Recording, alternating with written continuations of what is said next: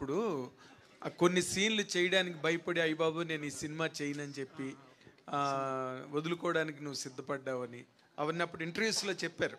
తర్వాత మేము మళ్ళీ కన్విన్స్ చేసి దాని మీద చాలా ఎక్స్ప్లెనేషన్ ఇచ్చి ఆ కథ ఎలా ఉంటుంది అని చెప్పి అప్పుడు లాస్ట్లో నువ్వు కన్విన్స్ అయ్యేవు చేయడానికి అని డైరెక్టరు ప్రొడ్యూసర్ అందరూ చెప్పారు. ఇప్పుడు ఈ సినిమాలో కూడా అలా భయపడి అయ్యి బాబోయ్ నేను అలాంటి సీన్లు అయితే చేయలేను అని వాళ్ళు మళ్ళీ నిన్ను కన్విన్స్ చేసుకుని మళ్ళీ ఎక్స్ప్లెయిన్ చేసుకునే పరిస్థితి ఏమైనా వచ్చిందా, లేకపోతే ఫస్ట్ టేక్లోనే నేను చేస్తానని ఒప్పుకున్నావా? సార్ నాకు స్టోరీ వింటున్నప్పటి నుంచి అయినా చాలా క్వశ్చన్స్ ఉండే. ఆ క్వశ్చన్స్ అన్నీ అడిగిన డెఫినెట్గా హారర్ సినిమా చేస్తున్నాం, లవ్ స్టోరీతో ఎట్లా ఉంటుంది, ఇంకా హారర్ అంటే అఫ్కోర్స్ భయం అవుతుంది, ఇవన్నీ ఉండే. బట్ లేదు సార్, క్వశ్చన్స్ వచ్చినాయి, నేను కన్విన్స్ అయిపోయినా.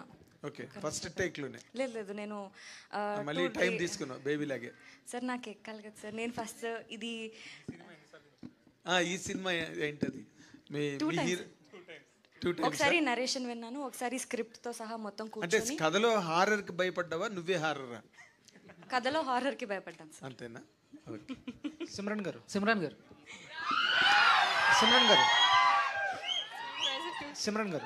సార్, ఈ క్యారెక్టర్ మీకు డైరెక్టర్గా చెప్పినప్పుడు మీకు ఇంట్రెస్టింగ్ ఎలిమెంట్ ఏంటి ఈ మూవీలో చూస్ చేసుకోవడానికి? సో సెకండ్ క్వశ్చన్ ఏంటంటే, మీరు ఎందుకు హీరోయిన్ క్యారెక్టర్స్ కాకుండా సైడ్ క్యారెక్టర్స్ చేస్తున్నారు ఎక్కువ, హీరోయిన్గా ఎందుకు చేయట్లేదు ఎక్కువ సినిమాలు?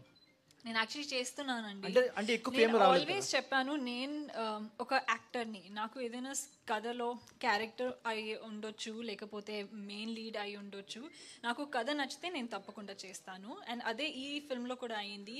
When the team narrated the story, and నేను ఒక స్కల్ రీకన్స్ట్రక్షన్ ఆర్టిస్ట్ అండి, అది వింటేనే చాలా తేడాగా ఉంటుంది.